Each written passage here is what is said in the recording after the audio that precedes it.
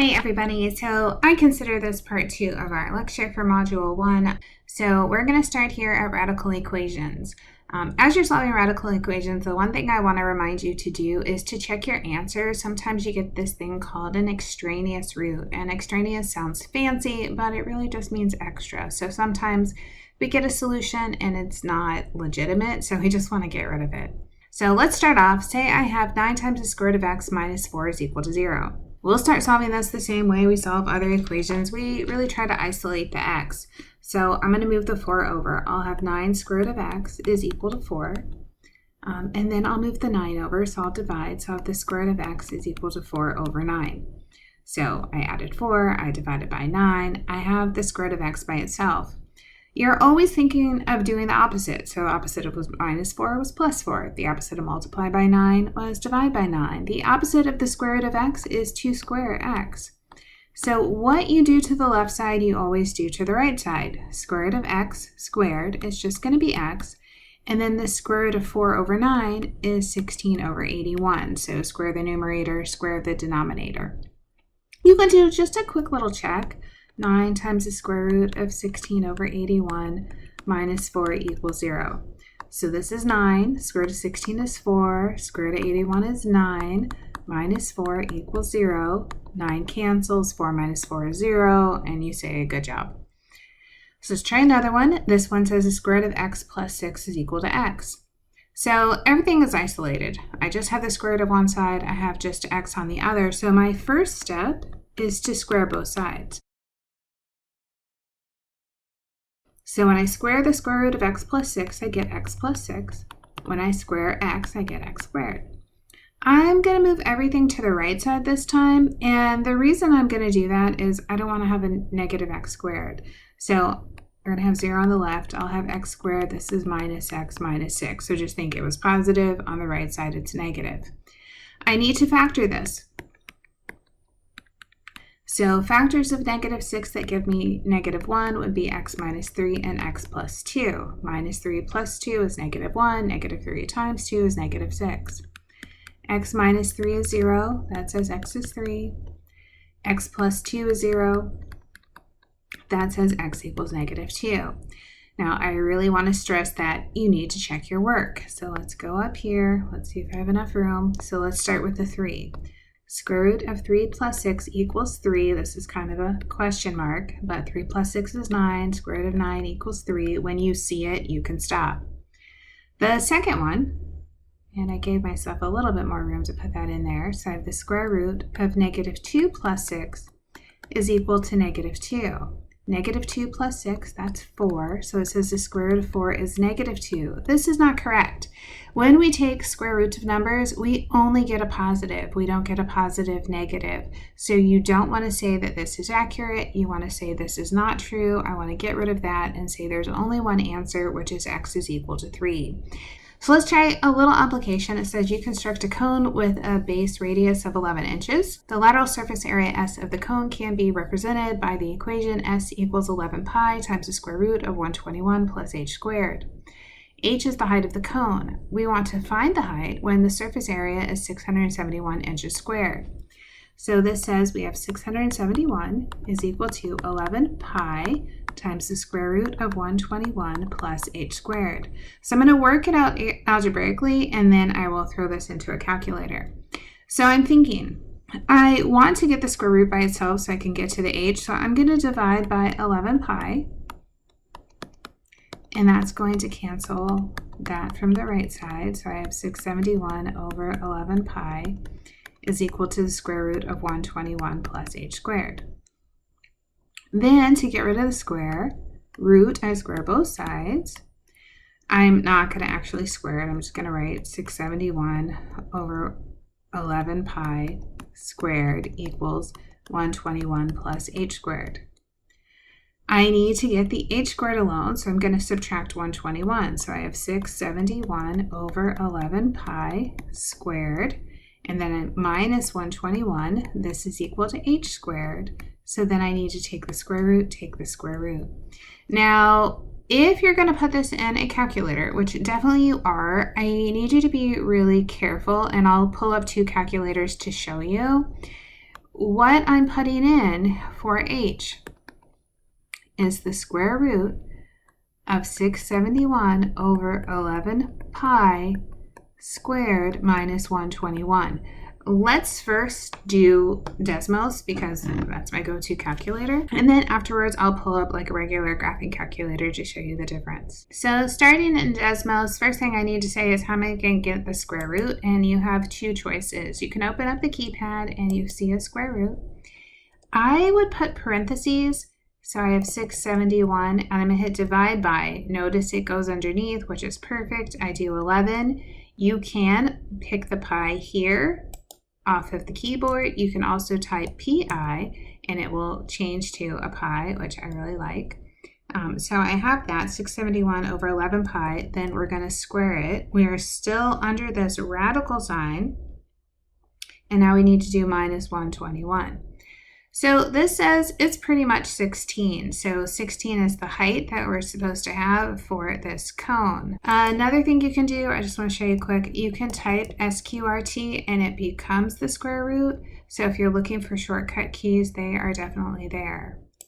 All right, so the second way I want to show you is in the TI-84 calculator, and I'm showing you TI-84, but you could use a scientific, same thing, but you have to be super careful. So I'm going to show you what I think you would do, and then we'll figure out how to correct it. So let's say we start with, we do the square root, we put a parenthesis, and we say 671 divided by 11. The pi is over the caret, so let me put that in there. I need to square that and subtract 121. And I'm just going to tell you, this is going to be wrong. See how it came up to 191? And it feels like we did the right thing, but we didn't. What you have to do if you have like a handheld calculator is you need one more set of parentheses. So we need 671 divided by parentheses 11 pi. So what this calculator didn't know until I just told it is I want 11 pi to be in the denominator, and it didn't see that at first. I need to close my other parenthesis I had from the beginning of 671. Now I can square it. Now I can subtract 121. And I'm going to get the 16 that I was expecting. So you do have to be very, very careful when you put things in the calculator. The calculator sees its order of operation. So without that second parenthesis in the denominator, it did 671 over 11 times pi and then squared it, which is why we got such a bigger number. So you do want to watch for that. All right, so let's try something else. This is still a radical, but it's a cube root, a little bit different. So again, isolate. So I have the cube root of 3x plus 11. I'm going to move this 2 over to the right. It becomes a negative 2. I just subtracted. The opposite of a cube root is to cube. So I raise both sides to the third power. This becomes 3x plus 11, and then negative 2 cubed is negative 8. So when I square a negative, it's positive. If I cube a negative, it stays negative. Remember, this is negative 2 times negative 2 times negative 2. This is 4 times negative 2. It's negative 8. So it's okay that it's negative. Subtract 11. I have 3x is equal to negative 19. I divide by 3, x is negative 19 over 3. I'm not worried with extraneous roots when I have an odd root. I'm only worried about it really with an even root. So the square root, the fourth root, that's when I was worried about something weird popping up. This one kind of does more, right? So I have x squared plus 5 to the 2/3 equals 16. So this 2/3 power is like saying it's the cube root and then squared. So there's two things going on. So I'm looking at the root of this thing and then I'm also squaring it. I really kind of want to do the opposite though. So let me show you that. I have x squared plus 5. So the opposite of 2/3, let's raise it to the 3/2. So you see how I just did the reciprocal? I flipped 2/3 over to 3/2. If I do that to the left, then I have to do that to the right. So on the left side, it becomes really nice, x squared plus 5. On the right side, 16 to the 3/2. This is a root, so it's the square root of 16, and then it's cubed. That's probably the best way to look at it. X squared plus 5. Square root of 16 is 4, and then I cube it. So x squared plus 5, if I do 4 cubed, I get 64. So I want you to see it comes out kind of nice. You can put that in the calculator. When you do, make sure you think about if you're going to do 16 to the 3 halves, if you're using, like, let's say go back to the TI, you would want parentheses around the 3 halves. And again, let me show you real quick. So I have 16 and I go to the power. Now watch if I do 3 divided by 2. If it stays up there, like if you see everything stay there, then you're good. There's your 64. Because 3 halves is equal to 1.5, you could have just hit 1.5 to begin with. That would be okay too. But if you have a traditional, old school, like handheld scientific, you will want to put parentheses 3 divided by 2 to get the 64 out of it. So be careful with that. All right, so not done yet. We still have a couple steps. I want to subtract 5, which says x squared is equal to 59, and then take the square root of both sides. So x is plus or minus the square root of 59. All right, so look at this one that looks like a rational equation. I have x plus 2 over 8 minus x plus 2 over x plus 6 equals 0.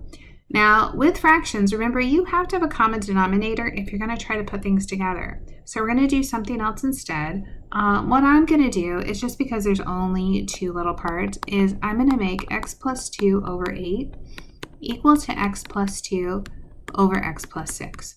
So I'm putting 1 out on each side, and then I'm going to cross multiply. So I'm going to have x plus 2 times x plus 6 is equal to 8 times x plus 2. Then I'm going to multiply this out. So x times x is x squared, x times 6 is 6x, 2 times x is 2x, and then 2 times 6 is 12. And then I have 8 times x, and I have 8 times 2, which is 16. So I'm going to move everything to the left. Let's go ahead and simplify this, make it x squared plus 8x plus 12, and 8x plus 16. So I'm going to subtract 8x. I'm going to subtract 16. I really want the right side to be 0.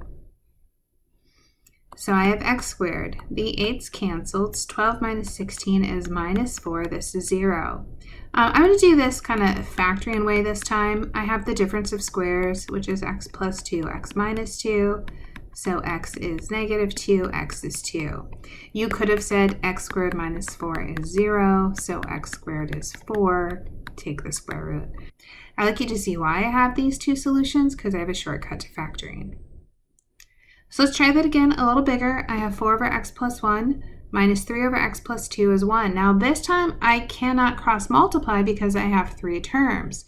So what I need to do instead is multiply everything by x plus 1 times x plus 2. What I'm doing is I'm clearing the fractions. So I just want to get rid of the fraction.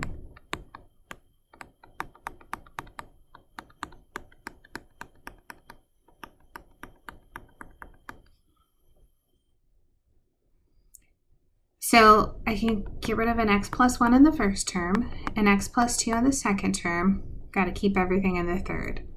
Then I'm going to distribute. So 4 times x plus 2 is 4x plus 8. In the middle, I have a negative and a 3. So negative 3 times x is minus 3x. Negative 3 times 1 is minus 3. On the right side, I have x squared. I have 2x and x is 3x plus 2. Let's see what we can do to the left. So 4x minus 3x is x. 8 minus 3 is 5. X squared plus 3x plus 2. So I want to subtract x from both sides. I want to subtract 5 from both sides. So I have 0 on the left. I have x squared plus 2x minus 3. I factor. My factors are x plus 3 and x minus 1. So I get x is negative 3, I get x is 1. What I want you to always make sure is that when you look back at it, you see if that's okay. You see if you got a root that doesn't work. So you want to make sure that you can plug it back in. So -3 and 1 is fine, -3 and 2 is fine. What I'm looking for is, will I get 0 in the denominator, which I won't. This works out just fine. Let's take a quick look at some inequalities. Here I have -12 is less than or equal to -4 times x minus 2 less than 28. So you have two choices, and I'm going to do what I think students would do, is maybe start by multiplying. So I have -4x plus 8 less than 28. Then I want to get rid of this 8. So when you do, you need to subtract everywhere. So whatever you do to each piece. -20 minus 8 is -20.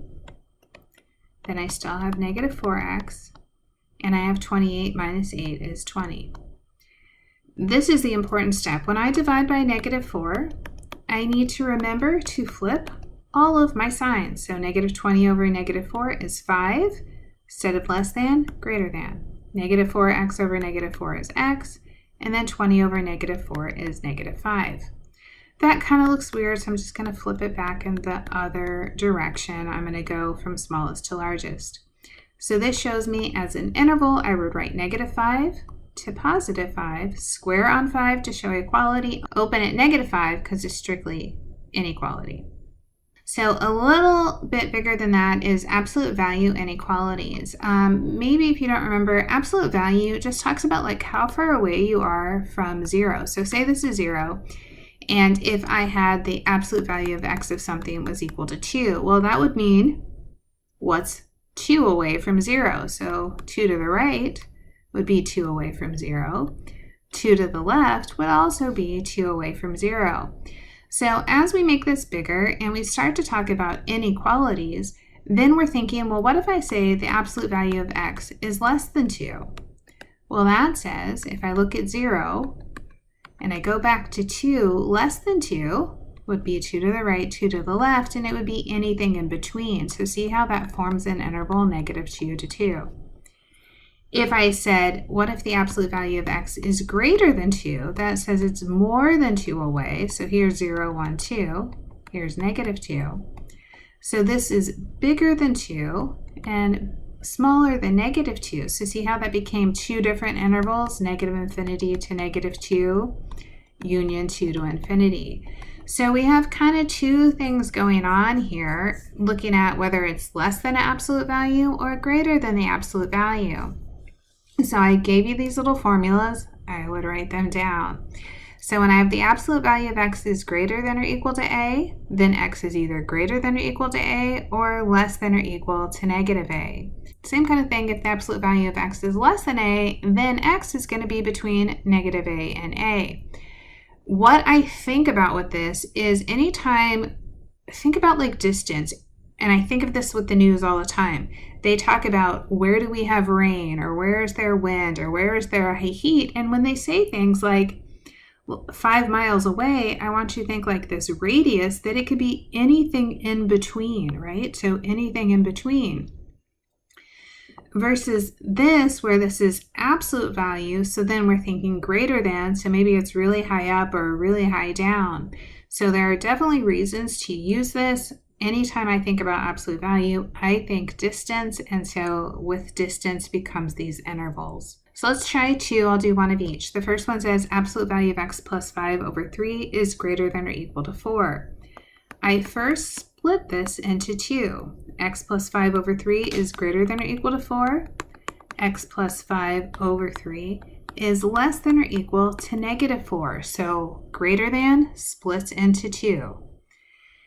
I multiply both sides by 3, and I'm going to do this one at a time. So x plus 5 is greater than or equal to 12. I subtract 5. X is greater than or equal to 7. Here's half my answer. Same thing to the other side. Multiply by 3. X plus 5 less than or equal to -12. Subtract 3. Now x is less than or equal to -15. On a number line, I just need to put -15, I need to put 7. -15, see how it's pointing to the left? I go to the left, square bracket. 7 pointing to the right, so I shade to the right, square bracket. So I have negative infinity to negative 15, closed, union, 7 to infinity. So you have to think, separate it, greater than, splits into 2. With the less than, it is sandwiched in between. You don't separate it until you get the absolute value by itself. So having this 2 in front of the absolute value of 3x plus 1 says go ahead and divide by 2 first. So 3x plus 1 in absolute value is less than 6. Now I can take off the absolute value and put it between negative 6 and 6. Subtract 1 from everything. Negative 7 less than 3x less than 5. Divide by 3, divide by 3, divide by 3. So negative 7 over 3 less than x less than 5 over 3. I always think the less than is easier because what you end up with is your answer, negative 7 over 3 to 5 over 3. I don't really need a graph there. So this was a lot. I will completely concede to that. Give yourself time. There are multiple homeworks, so you want to try to not wait till Sunday. Do a little bit every day. That will help you. Some of this is considered review or building on, but I know that sometimes you have breaks between your math classes. So if you need something, ask for it. I'm happy to send more information. I know it can be overwhelming. Let me know if you need any help.